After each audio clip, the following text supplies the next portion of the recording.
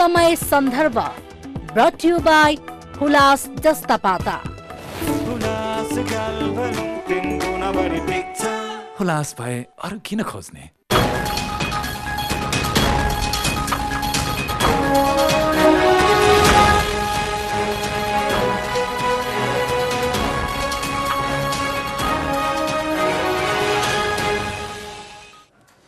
नमस्कार, समय सन्दर्भमा स्वागत छ। म भूपाल लुइटेल। संघीयता कार्यान्वयन सम्बन्धी संकल्प प्रस्ताव संसदमा दर्ता भएको छ। दर्ता गराउने सत्तारूढ दलका नेताहरू नै छन्, सांसदहरू नै छन्। सरकारले संघीयता कार्यान्वयनमा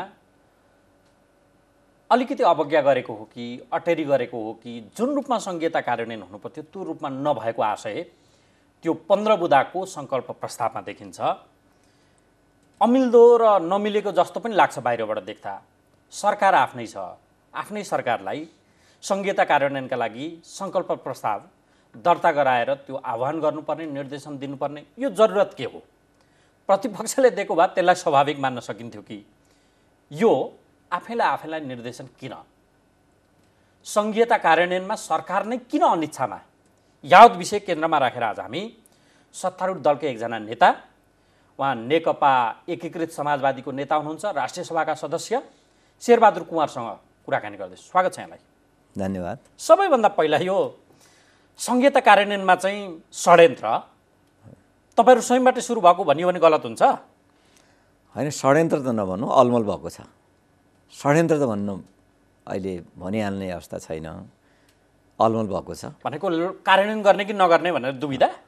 हैन, दुविधा भन्दा पनि अलमलको अर्थ त्यही पनि त लाग्यो। कहिलेकाहीँ काम गर्दा गर्दै यो विषयलाई बढी चासो नदिएको हो कि हैन, यसलाई प्राथमिकता नराखेको हो कि भन्ने हाम्रो बुझाइ भयो कि कसैले त उठाइदिनु पर्यो हैन, सरकारलाई सचेत गराइदिनु पर्यो। सरकार फेरि कसको हो? सरकार हाम्रै छ, हामी सरकारमा सहभागी कस्तो नमिलेको क्या? हैन, यस्तो होइन कि सरकारमा भएका सांसदहरूले सरकारलाई नै सचेत गराउनको लागि संकल्प प्रस्ताव ल्याउनु हुँदैन भन्ने कुरा छैन।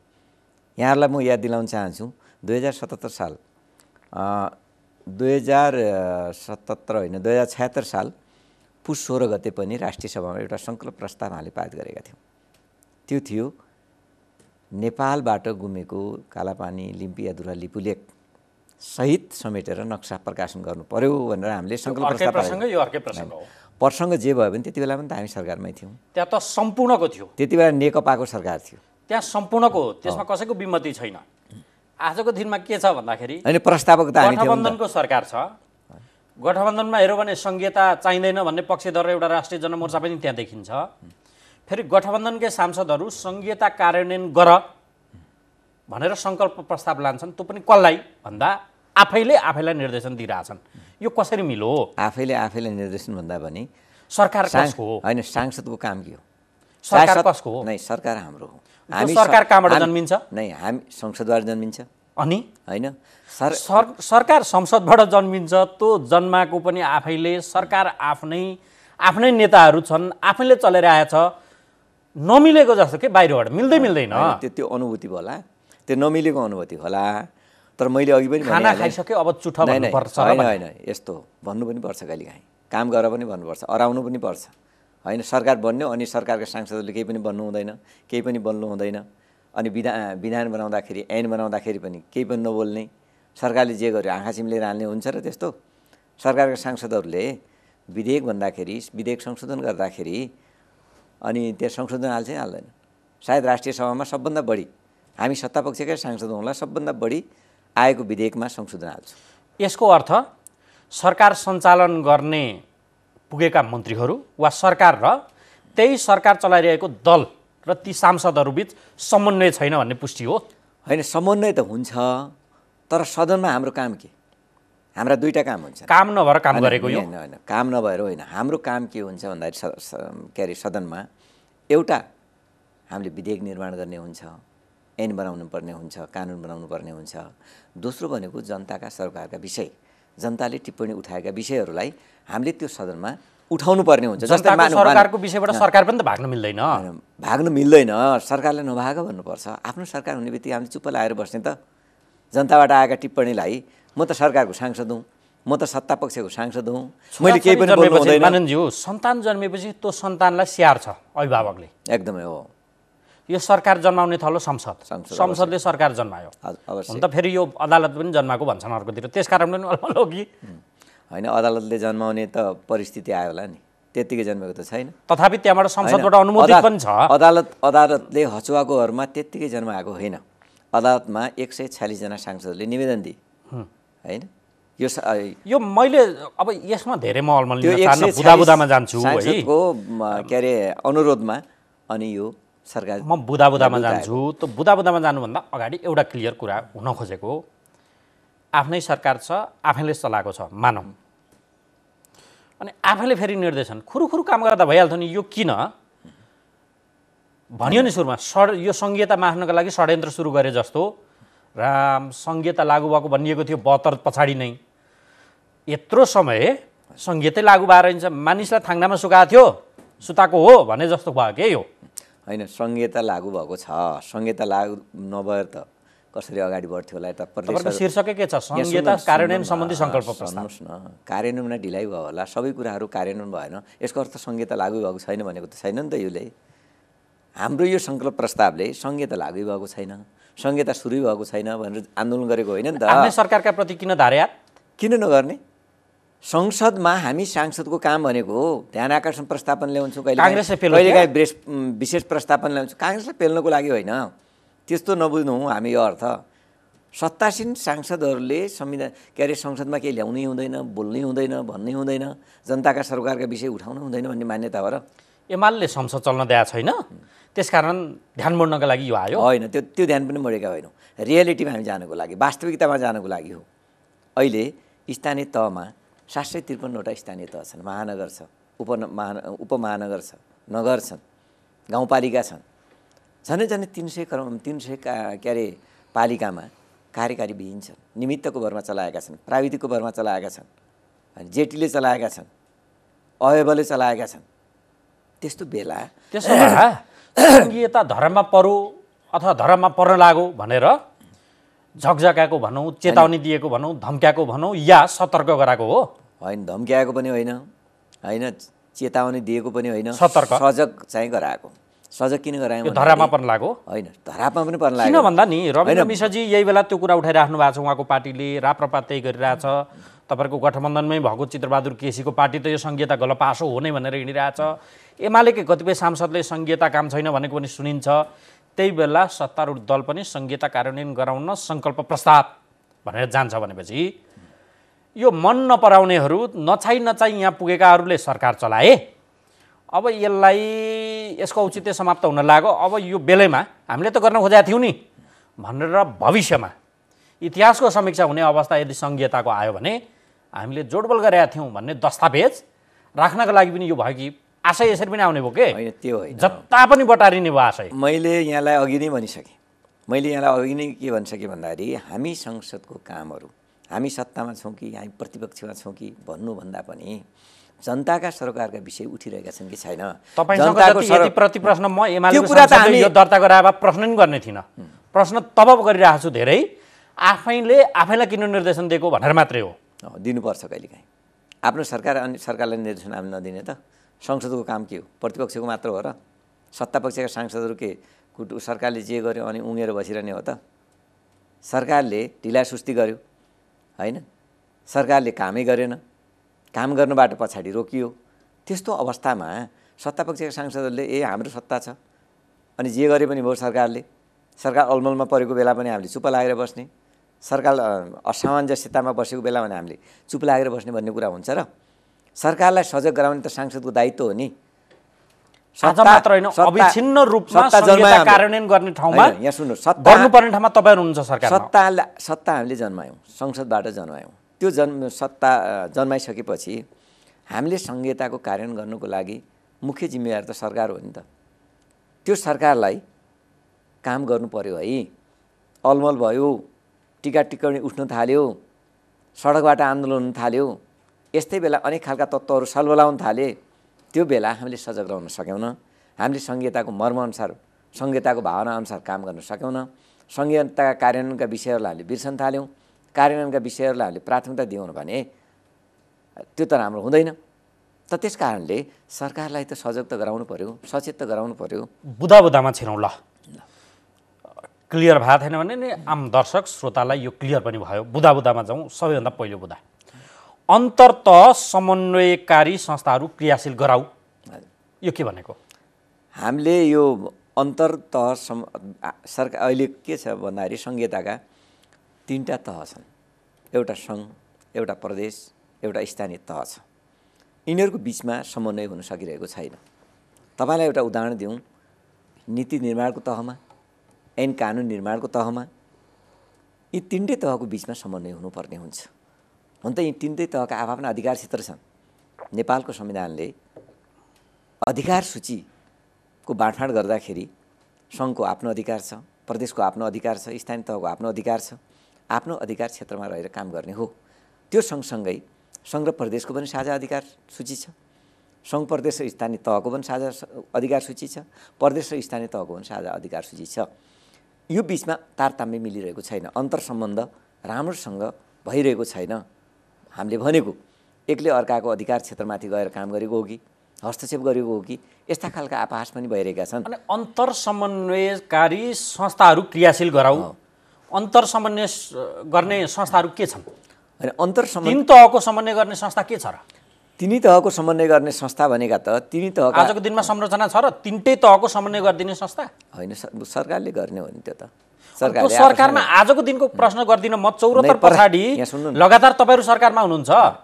प्रधानमन्त्रीको नेतृत्वमा भर्खरै हामीले गत अधिवेशनमा हामीले पास गरेका छौँ।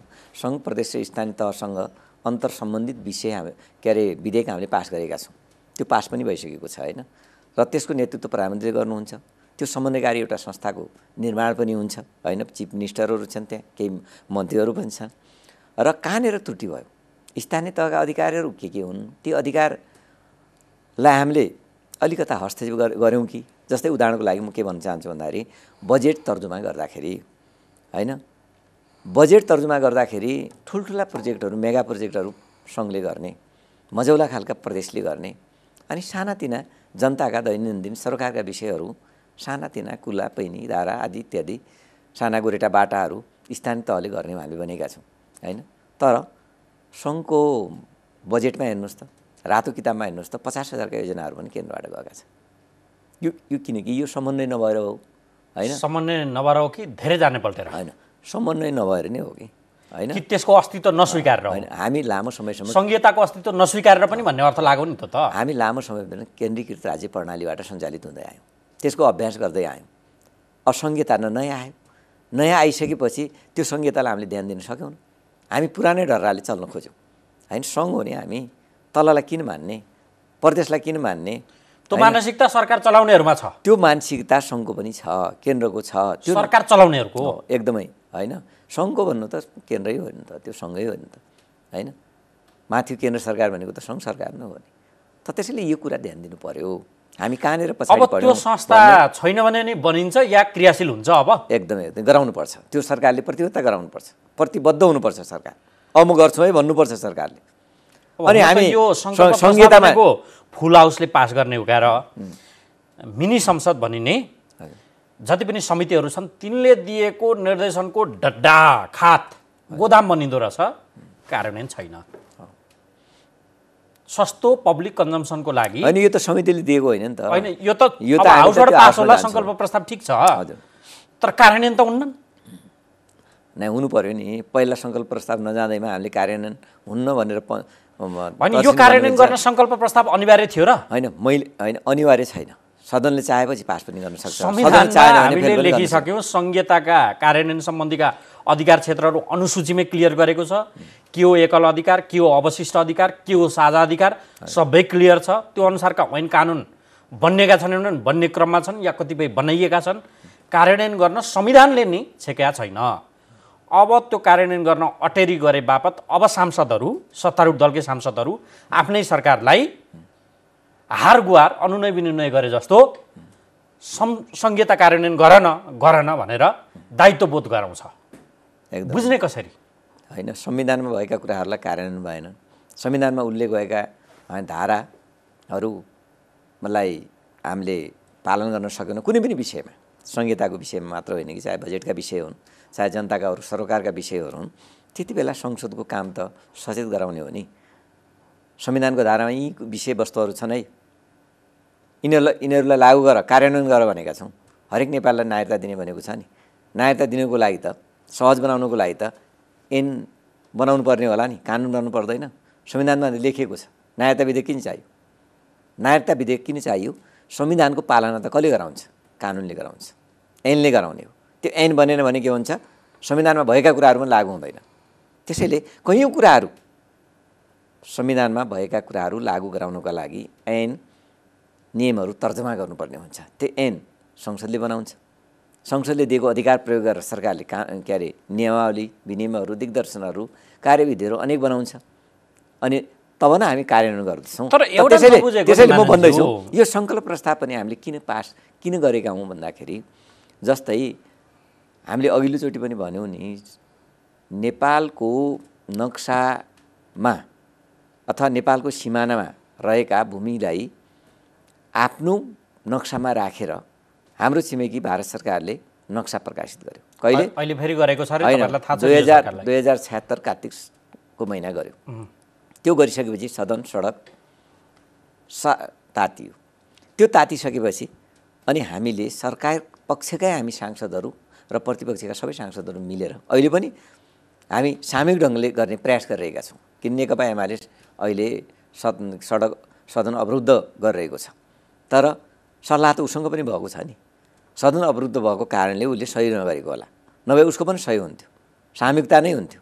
एउटा कुरा नि सैद्धान्तिक पक्षको कानुन उल्लङ्घन भयो भने एउटा सर्वसाधारण कारावाससम्म पुग्ने अवस्था आउँछ। सरकार संविधान उल्लङ्घन गरिरहेको छ, उसलाई दायित्वबोध मात्रै गरेर हुन्छ कि कारबाही गर्नुपर्छ? होइन, अब सके कारबाही पनि गर्ने हो। दायित्वबोध त गराउनै पर्छ। सके त संविधान उल्लङ्घन गर्यो भने कारबाही गर्ने हो। सरकारले उल्लङ्घन गरेछ नि त? न, उल्लङ्घन त गरेका छैन नि। कार्यान्वयनमा ढिलाइ गर्यो भनेको उल्लङ्घन होइन। कार्यान्वयनमा ढिलाइ गर्नु भनेको उल्लङ्घन होइन। संविधानमा भएका प्रावधानहरू मिचेर जानु भनेको उसले संविधानले गर भनेको कुरा नगर्नु भनेको हो, उल्लङ्घन हुन्न? होइन, संविधानले गर भनेको कुरामा उसले ढिलासुस्ती गरिरहेको छ। सबै होइन, केही कुराहरूमा ढिलासुस्ती गरिरहेको छ। कार्यान्वयनका विभिन्न मसिनो पक्षहरू हुन्छन्। संहिता त मान्दैन भनेको छैन नि। संहिता नमानेको भए सङ्घ प्रदेश स्थानीय तह कहाँबाट आउँछ? मानेको छ मुखले, कागजले, कार्यान्वयन गर्दिन्न। तीनटै तह सञ्चालित पनि छन्। कार्यान्वयन भनेको पटक्कै नभएको त होइन नि त, कार्यान्वयन भएको छ, सशक्त भएको छैन भनेको कि। लेखेको छ नि, सरकारका तहहरू बीचको कार्यक्षेत्रमा देखिएको दोहोरोपनाको अन्त्य गराऊ। अनुसूचीगत व्यवस्थामा कसको के काम हो, के अधिकार हो, के क्षेत्र हो, क्लियर छ। साझा अधिकार पनि क्लियर छ। अनि यो फेरि लेख्नको लागि लेखेको कि अरू केही हो? यो के हो दोहोरोपना? लेख्नको लागि भनेको यो दोहोरोपना के भन्छ? नीति निर्माण र कानुन तर्जुमा होइन, सरकारका तहहरू बीचको कार्यक्षेत्रमा देखिएको दोहोरोपनाको अन्त्य गराऊ। एउटै कुरा सङ्घले कहाँ डुप्लिकेसन होइन, एउटै कुनै ऐन कानुनहरूमा एउटै कुरा सङ्घले पनि गर्ने, त्यही कुरा प्रदेशले पनि गरेको हुन्छ कि डुप्लिकेसन, त्यही कुरा स्थानीय तहले पनि हुन्छ। अहिले त तीनटै यो तिमीले नगर्ने, यो तिमीले गर्ने, यो नगर्ने भनेर अनुसूचीमा क्लियर छ। अनुसूचीमा त्योभन्दा बाहेक के चाहियो? होइन, अनुसूचीमा क्लियर भएका कुराहरूमा पनि कहिलेकाहीँ के हुन्छ, डुप्लिकेसन भएको हुन्छ। मैले अघि नै भने नि, हामी बजेट बनाउँदाखेरि त डुप्लिकेसन गरिरहेका छौँ। बजेट भनेको पनि त कानुन हो। हामीले आर्थिक विधेयक भन्छौँ। आर्थिक विधेयक भनेको त कानुन हो नि। बजेट प्रकाशित भइसकेपछि, बजेट घोषणा भइसकेपछि त्यो कानुनको रूपमा अगाडि बढ्छ, होइन? त्यो पास भइसकेपछि त कानुनको रूपमा जान्छ, त्यसको संशोधन त हुँदैन। त त्यसैले के भन्दाखेरि यस्ता कुराहरूमा डुप्लिकेसन भएको छ, यसो गर्नु हुँदैन। यसो गर्यो भने एकले अर्काको अधिकार क्षेत्रमाथि हस्तक्षेप गरेको हुन्छ। नीति निर्माण र कानुन तर्जुमा बीचमा तादम्यता कायम गराऊ सरकारहरूका बीचमा भनेको छ। यो चाहिँ होइन, नीति निर्माण कानुनमा पनि डुप्लिकेसन छ। होइन, नीति निर्माण गर्दा सन्तुलन छैन। नै नीति निर्माण गर्दाखेरि पनि होइन, हामीले साझा सूचीमा जे अधिकार हामीले सूचीकृत गरेका छौँ त्यसको आधारमा हामीले गर्नु पर्यो नीति निर्माण गर्दाखेरि पनि। कतिपय बेला यहाँले सुन्नुभयो नि त, तलका सरकार भनेका सङ्घीय सरकारका स्थानीय तहहरू त इकाइ हुन् सम्म भनेका थिए कि, होइन? त्यो त इकाइ त होइन नि त, इकाइ त होइन नि, तह हो नि तिनीहरू त। स्थानीय पनि तह हो, होइन? प्रदेश पनि सरकारै भनेको छ, त्यो पनि तह हो। सङ्घ पनि एउटा तह हो। तहलाई एउटा इकाइको रूपमा लियौँ भने हामी सङ्घीयताप्रति कति प्रतिबद्ध छौँ भन्ने कुरा देखाउँछ। त त्यसैले सङ्घीयताप्रति सबैको प्रतिबद्धता हुनु पर्यो, सबैले त्यसलाई अक्षरशः पालना गर्नु पर्यो। र आम जनताहरूले के आश गरेका थिए, हिजो केन्द्रीकृत राज्य प्रणाली हुँदाखेरि सबै अधिकार सिंहदरबारमा सीमित भयो। सिंहदरबारमा बस्नेहरूले मात्र अधिकारको प्रयोग गरे, आफ्नो तजविजी अधिकारको प्रयोग गरे। अब त्यो अधिकार भनेको तल तलसम्म जानु पर्यो। अधिकारको प्रयोग तपाईँको पार्टीको मुख्यमन्त्री भएको बागमती प्रदेशमा मजाले देखिएको छ। के भयो त्यहाँ? थाहा छ नि तपाईँलाई के भयो भन्नु न, थाहा दिनु न। 8 मन्त्रालय फुटेर 12 भयो, फुटाएर भाग शान्तिका लागि। संविधानमा भनेको छ 20% मन्त्री बनाउन पाइन्छ। 110 को 20% 22 हो। 22 बनाउने ठाउँमा 18 सम्म बनाएका छौँ, अझै 4 बनाउन सक्छौँ भनेर उसले त्यत्रा मन्त्री बनाएको छ। होइन त्यो ठिक हो? संविधान त उल्लङ्घन गर्नुभएको छैन। मन्त्रीमण्डल ठुलो बनाउनु हुँदैन भन्ने एउटा मान्यता हो हामी सबैको, होइन? केन्द्रलाई जित्न लाग्यो होइन, खर्चिलो। यहाँ सुन्नु न, उहाँले संविधानकै अधिकारको प्रयोग तपाईँले भएको छैन भन्दा मैले एउटा उदाहरण भइरहेको देखाएको। यस्तो हो कि उहाँले आफ्नो अधिकार क्षेत्रभन्दा बाहिर गएर त गर्नुभएको छैन, संविधानको उल्लङ्घन गर्नुभएको छैन, कानुनको उल्लङ्घन गर्नुभएको छैन। तर हो के भन्दाखेरि हामी इकोनोमी भनौँ, दिल्ली प्रदेशमा 7 मन्त्री रहेछन्, हाम्रा 18 पुगे। हाम्रो राजधानी भएको प्रदेशमा त्यहाँको जनसङ्ख्या यहाँको भन्दा डबल छ। यहाँ 55 लाख रहेछ, त्यहाँ 1 करोड समथिङ छ। त्यहाँको आर्थिक अवस्था तपाईँको धेरै ठुलो छ। हाम्रो 13 खर्ब समथिङको जिडिपी छ। त्यहाँ एकजना मन्त्री बराबर 2.5 लाख जनसङ्ख्या हुँदो रहेछ, हाम्रो त 50,000 पुग्दो रहेछ कि। यसो हेरेको त्यो क्यालकुलेसन गर्दा अधिकारको प्रयोग त भयङ्कर छ। सङ्घीयता दुरुपयोगको अखडा। होइन, हेर्नुहोस्, भारत भनेको लामो समयदेखि संहिताको प्रयोग गर्दै आएको देश हो, होइन? उनीहरू धेरै परिपक्व भइसके। हामी संहिताको प्रारम्भिक चरणमा छौँ। अनि भाग शान्तिको विषयमा त अत्यन्त लाजमर्दो। हामी कार्यान्वयनको दिशामा नै अगाडि बढिरहेका छौँ। यो कार्यान्वयनको दिशालाई अलि पालना गरौँ, यसलाई छिटोछरितो गरौँ भनेर नै हामीले सङ्घर्ष प्रस्ताव समाजवादीको नीति, पार्टीको नीति आर्थिक बोझ राज्यलाई बढाउने हो त?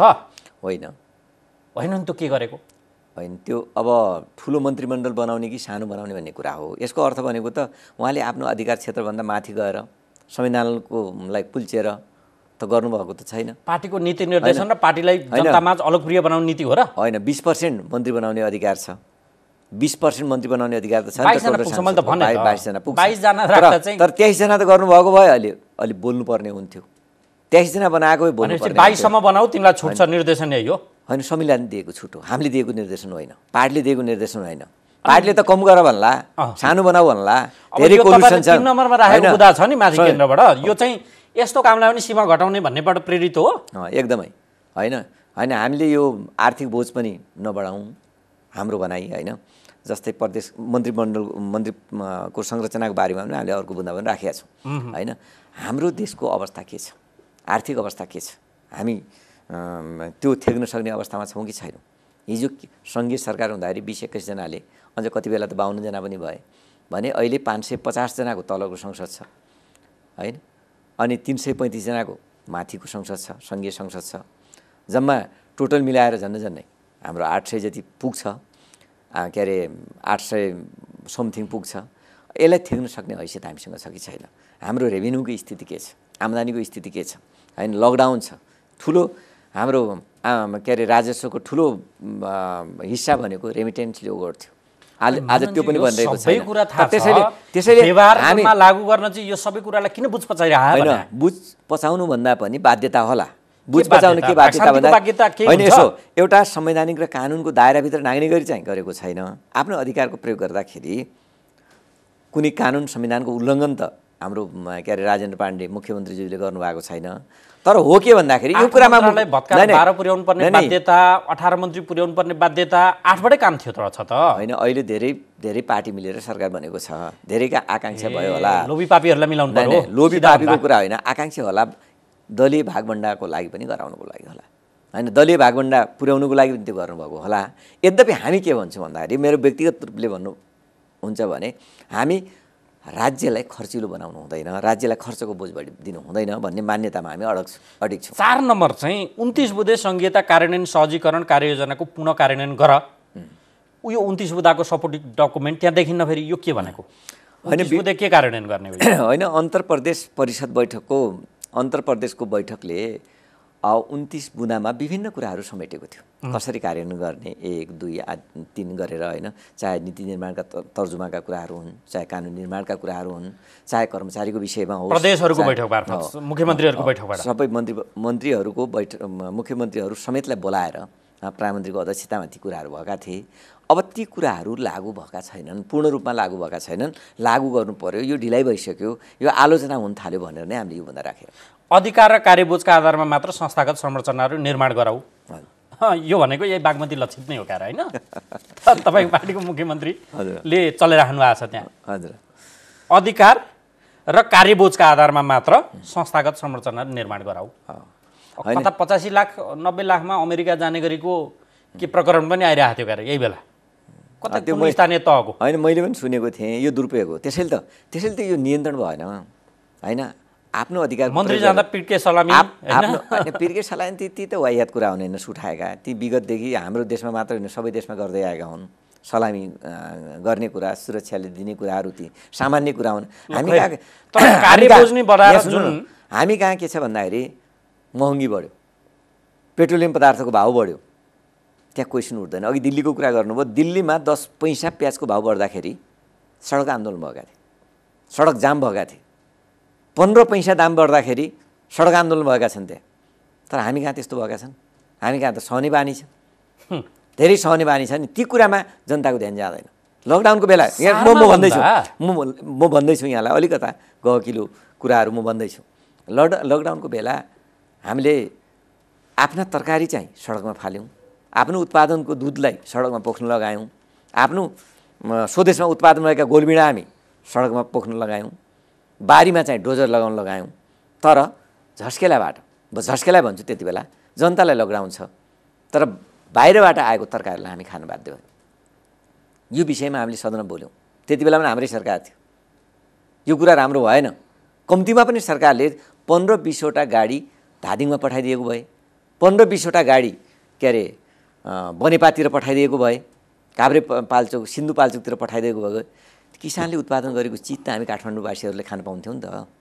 काठमाडौँमा बसेका बजारका दाजुभाइहरूले खान पाउनुहुन्थ्यो नि त ताजा चिजहरू।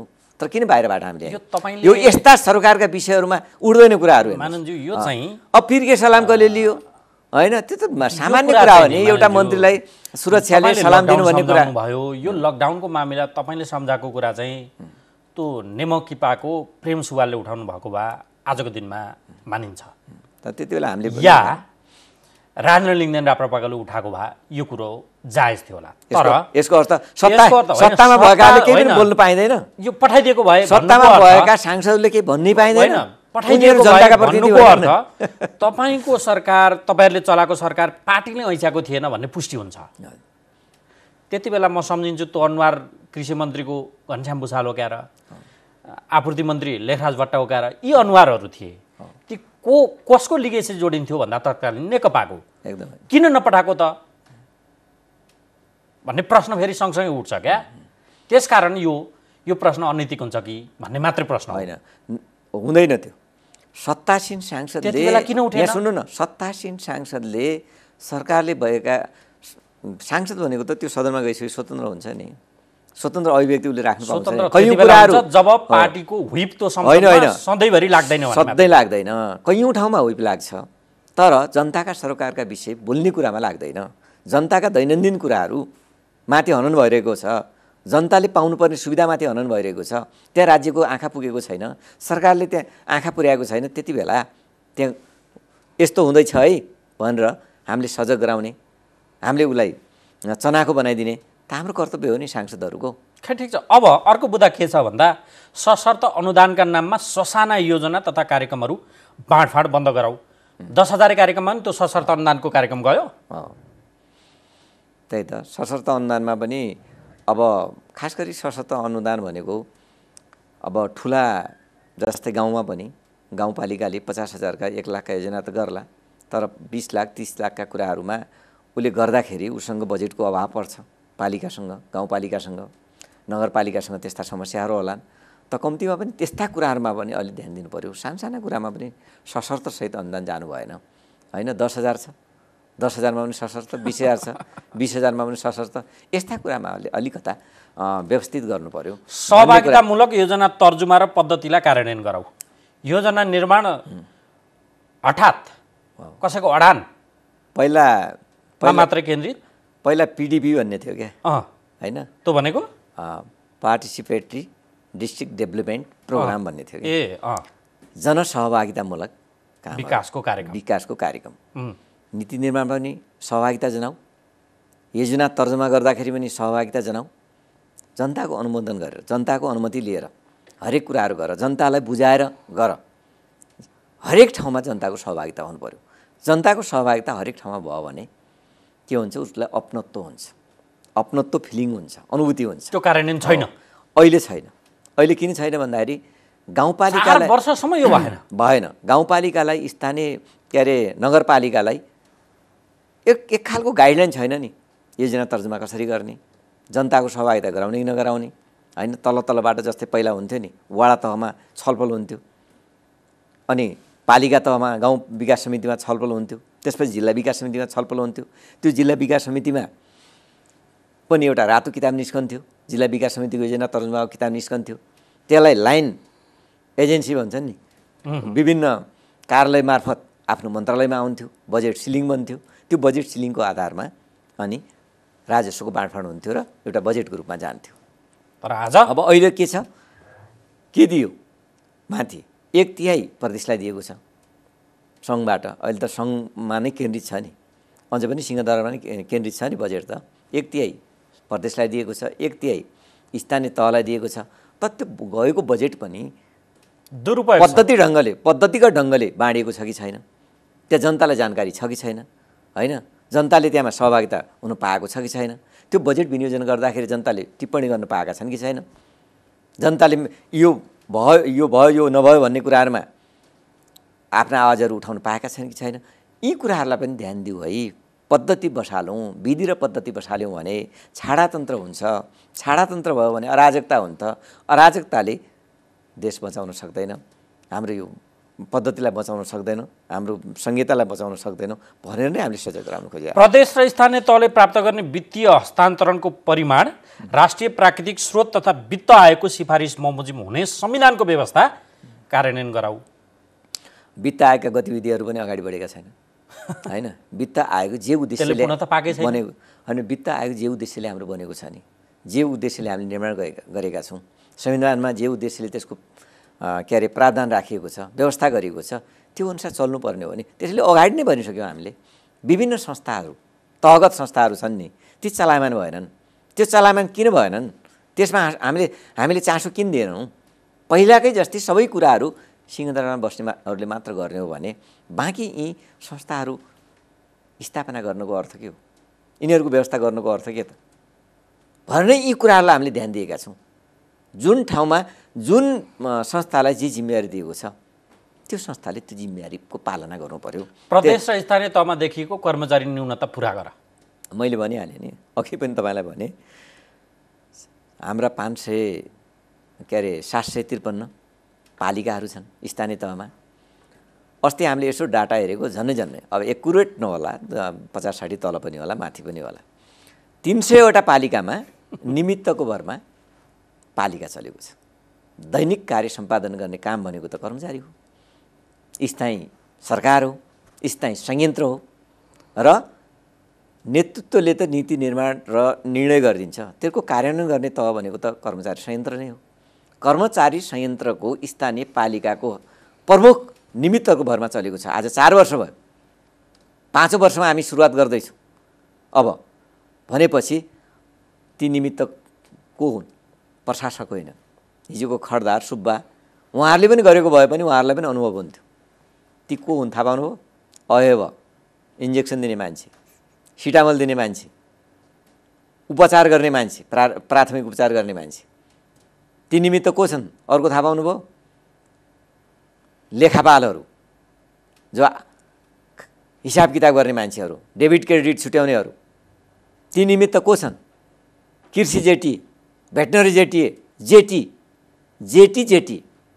सहायकहरू, उहाँहरूले कार्यकारी चलाइरहनु भएको छ। यो म आफ्नै उदाहरण लिउँ। मैले कसले बनाएको म यहाँहरूलाई छाडा कसले बनायो? म यहाँहरूलाई भनौँ, मैले अछाम जिल्लाको मेरै गाउँपालिका चौरपाटी गाउँपालिकामा यो 4 वर्षमा मुस्किलले 2 वर्षमा कार्यकारी बस्यो होला होइन।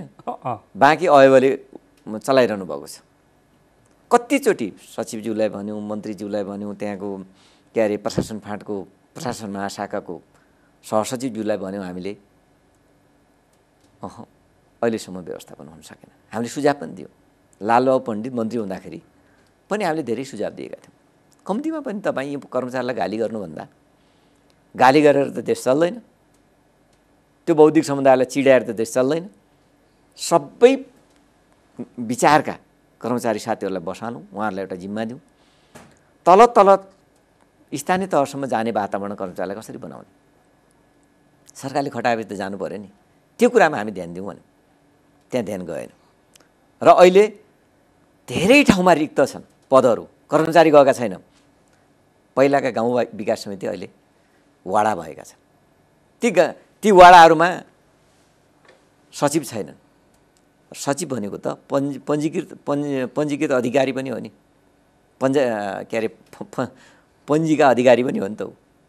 पञ्जीका अधिकारी भनेको उसले मृत्यु दर्ता गर्छ, के अरे जन्म दर्ता गर्छ, बिहा दर्ता गर्छ, उसले सिफारिस दिन्छ, धेरै कुराहरू उसँग छ नि त होइन। धेरै अधिकार उसँग छ, तर हामीले ती सबैको पूर्णता दिन सकेको छैन। प्रदेशमा लोकसेवा आयोग बनेको छ, तर प्रदेश लोकसेवा आयोग त्यसै त चल्दैन, ऊ पनि त कानुन अनुसार चल्ने हो। अनि प्रदेश लोकसेवा आयोगको कानुन बनेको होला त्यहाँ, तर कर्मचारीहरूको बारेमा प्रदेशमा निजामती सेवा ऐन बनेको छ कि छैन? ती निजामती सेवा ऐन नबनिकन उसले कर्मचारी नियुक्ति गर्न सक्छ, विज्ञापन निकाल्न सक्छ। भनेपछि संघीयता कार्यान्वयन अनि भनेपछि संरचना दिएन। संरचना त भयो, ती संरचनाहरू कामयाबी भएन। चलायमान बनाउनका लागि फङ्सनेबल बनाउनु पर्यो कि होइन? त्यो फङ्सनेबल बनाउँदाखेरि त ती निर्जीव छन्, निर्जीव छन् एकदमै। तिनलाई सजीव बनाउने कर्मचारी नै छैन। अनि जनतामा वितृष्णा बढेपछि संघीयताको औचित्य सकियो भन्ने तहमा पुर्याउन यो डिजाइन भइरहेछ। त्यसो भए डिजाइन त कसले गर्यो थाहा छैन होइन। डिजाइन गर्ने अब जसले यो दिन गर्ने नदिएपछि जानी नजानी यस्ता कामहरू भइरहेका छन्।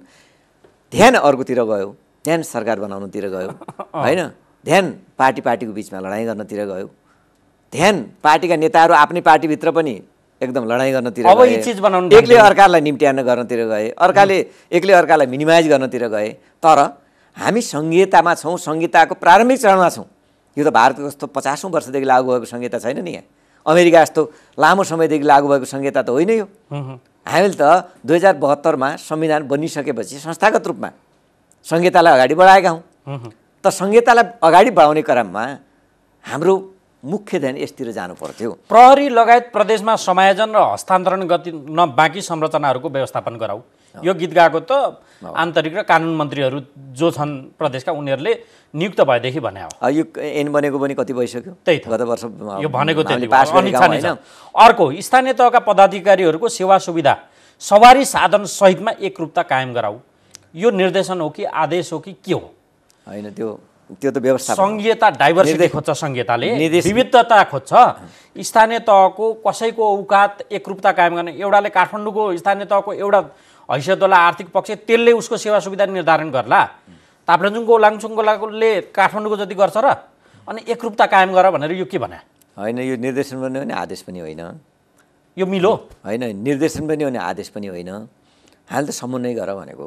समन्वय गर्ने जिम्मा भनेको त सङ्घीय सरकारको प्रधानमन्त्रीलाई हो नि त, प्रमुखलाई होइन। यो गराउनुको लागि त सबभन्दा पहिला उहाँहरूले यी कुराहरूलाई प्राथमिकता राख्नु पर्यो। अनि हामीले के भनेका हौँ भन्दाखेरि देश त नेपालै हो नि, हामी संघीयताका विभिन्न तहमा छौँ। मान्नुहोस् 1 नम्बर प्रदेशको कुनै एउटा गाउँपालिकाको अध्यक्षको के अरे सुविधा 50,000 होला, अनि दार्चुल्लाको एउटा गाउँपालिकाको अध्यक्षको सुविधा भनेको 35,000 होला। अर्थात् उनले पाउनुपर्ने अरू अन्य सेवा सुविधाको पनि त्यही ढङ्गले गर्ला। प्रदेश नम्बर 1 ले प्रदेश सरकारका होइन, स्वायत्त भने पनि नर्म्स त हुन्छ नि त। त्यसमा सबभन्दा कम कस्टको हो त्यति नै बनाऊ सबैलाई भन्ने। होइन, स्वायत्त भनेको जे पनि गर्ने स्वायत्तता त होइन नि त। स्वायत्तको पनि तालमेल त होला नि त।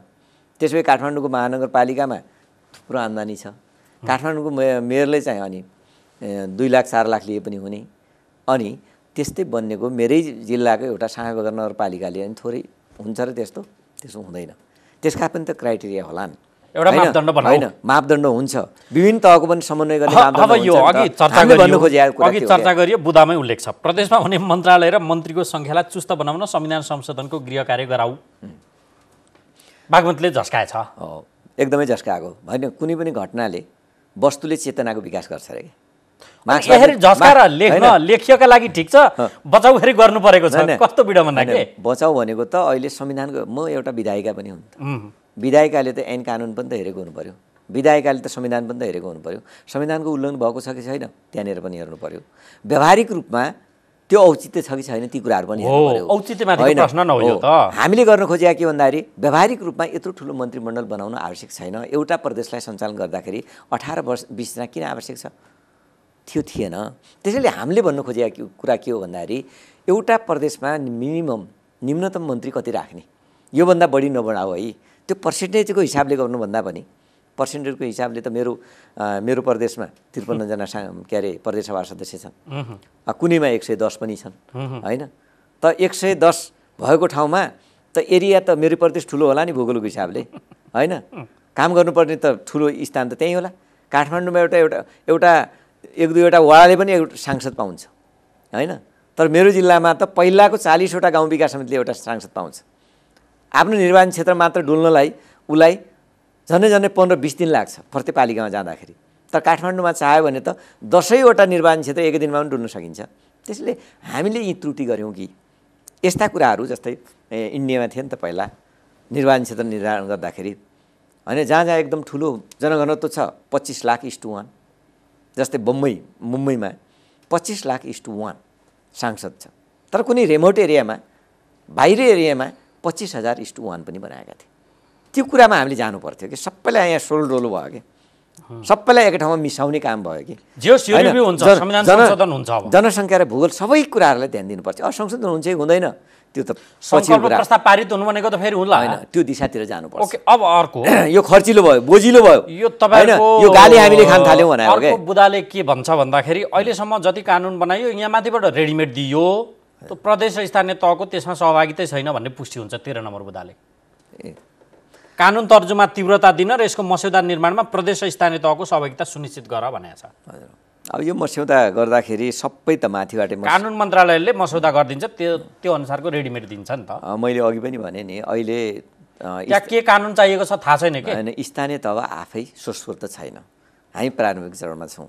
सङ्घीय केन्द्रीय सङ्घ सरकार त अलमुलमा छ, यत्रो लामो समय काम गरेका दिग्गजहरू कर्मचारीहरू राजनीतिज्ञहरू त अलमुलमा हुनुहुन्छ। संहितालाई लागू गर्ने कुराहरूमा कार्यान्वयन गर्ने कुरामा स्थानीय तह त भर्खर जन्मेको छ, उसलाई त भर्खर अधिकार नै दिएको छ होइन, पहिला सबैको मातहतमा बसेको, अहिले संस्कृत है चल, आफ्नै ढङ्गले चल, आफ्नै ढङ्गको कानुन बनाऊ, आफ्नै ढङ्गले राजस्वको बाँडफाँड गर, आफ्नै ढङ्गले स्रोत जुटाऊ, आफूलाई सशक्त र बलियो बनाऊ भनेको छ नि, ऊ त अलमुलमा छ। त्यो अलमुल भइरहेको बेला सबैको सहभागिता राखेर नै कानुन तर्जुमा गर्दा राम्रो हुन्छ भन्न खोजेँ। यो सङ्घ प्रदेश र स्थानीय तहबीचको सम्बन्धलाई सुदृढ समन्वयात्मक र सहज बनाऊ होइन, यो सम्बन्ध सुदृढ बनाऊ भनेको एकदम फटफट भाँडबैलो हो होइन, त्यो अर्थ पनि लाग्छ नि। सुदृढ भनेको भाँडबैलो होइन, खटखट छ, भाँडबैली छ, त्यो छ, सुदृढ सुमधुरता ल्याउनु भएको हुनाले त सुदृढ बनाऊ भनेको। यो अहिले खुकुलो भयो होइन, यसको तारतम्य मिलेन, यो व्यवस्था गरियो एकअर्कालाई, यसलाई सुदृढ बनाउनु पऱ्यो, बलियो बनाउनु पऱ्यो। यसको सम्बन्ध भनेको स्थानीय तहले पनि अपनत्व लिनु पऱ्यो, प्रदेशले पनि अपनत्व लिनु पऱ्यो, सङ्घले पनि अपनत्व लिनु पऱ्यो होइन, यसलाई अझै यो सम्बन्धलाई अझै गाढा बनाउनु पऱ्यो भन्ने कुरा गरेको हो। दोस्रो कुरा के भन्दाखेरि समन्वय होइन, अब काम त गर्ने, आफ्नो अधिकारको प्रयोग त गर्ने, समन्वय नै छैन, त्यो त सुरुमै नै उल्लेख छ। एकपल्ट समन्वय त हुनु पऱ्यो, त्यसपछि अर्को पनि छ सहज पनि बनाउनु पऱ्यो। एकले गरेको काम र क्रियाकलाप असहज नहोस् के, असहज र भाँडबैलो नहोस्। सार्वजनिक खर्च पुनरावलोकन आयोग 2075 को प्रतिवेदन सार्वजनिकीकरण गर र कार्यान्वयन गरौँ। सार्वजनिक खर्चको मामिलाको प्रतिवेदन शुद्ध सार्वजनिक गर्न हिचकिचाउँदो रहेछ सरकार। त्यहाँ लुकाउनु पर्ने कुरा धेरै छन् कि क्या हो? लुकाउनु पर्ने त किन सार्वजनिक गर्न डराउनु पर्यो? होइन, एउटा ऐन बनाइसकेपछि, कानुन बनाइसकेपछि होइन, त्यसलाई लुकाउनु पर्ने आवश्यकता छैन र कुनै कुरा सरकारलाई लाग्यो, अनि त्यो आयोग सरकारलाई लाग्यो, प्रतिवेदन दियो, सरकारलाई लाग्यो यो आवश्यक छ होइन, आयोग बनाएर एउटा सुझाव लिन आवश्यक छ भनेर नै आयोग बनाउने हो। यो आवश्यक छैन भने त त्यो लुकाउनै पर्ने भए त आयोग बनाउनु पर्ने केही जरुरी छैन नि त। आयोगको औचित्य किन आयो, आयोगको आवश्यकता किन महसुस गरियो, किनकि सहज बनाउनुको लागि नै हो। त्यसको प्रतिवेदन सार्वजनिक गर्न चाहिँ किन डराउनु पर्यो त? त्यसको प्रतिवेदन त्यो डराउनु पर्ने आवश्यकता छैन। किन डराएको मलाई थाहा छैन होइन। धेरै काण्डहरू सार्वजनिक हुने भयो भने डर भयो क्या? काण्ड आया हुन्छ नि त, जो दोषी हुन्छ फर्स्ट होइन, त्यो पनि डराउने हामीले सरकारले गर्छ त यो आँट गर्नु पर्यो भने चाहिने रहेछ के यो गर्नु पर्यो होइन, गर्छ कि गर्दैन भन्ने कुरा होइन, हामीले त गर्नु पर्यो भनेर ल्याएका हौँ। गर्न बाध्य गराउनको लागि संसदमा कमिटमेन्ट गराउनको लागि ल्याएका हौँ। संसदबाट नियन्त्रित सरकार हो भने त गर्छ भन्ने कुराको तपाईँले त्यही त त्यो कमिटमेन्ट गराउनको लागि अब एकजना सांसदले बोलेर त हुँदैन, दुईजना सांसदले बोलेर त हुँदैन, सबैको सामूहिकरण चाहियो, सामूहिक भावना चाहियो। र अब यो हामी काम गर्छौँ भनेर सरकारलाई कमिटमेन्ट गराउनको लागि यो हामीले गर्न खोजिया। म टुङ्ग्याउँछु कार्यक्रम पनि। अन्तिम प्रश्न मेरो, सारमा यत्रो बमण्डर कार्यान्वयन गर्न अनिच्छा, अटेरी, अवज्ञा जे भनौँ जसो अर्थ लाउँदा पनि भयो, यसको अर्थ चाहिँ नियोजित रूपमै, किनकि 4 वर्ष भयो कार्यान्वयनमा आएको, अझ हिसाबे गर्न 63 देखिको गर्ने भने त यो 18 वर्ष भयो यसको गीत गाएको। 72 मा त संविधानै जारी भयो, 74 को निर्वाचित सरकारले यसलाई कार्यान्वयनको तहमा लगेको संस्थाहरू स्थापित गरेर।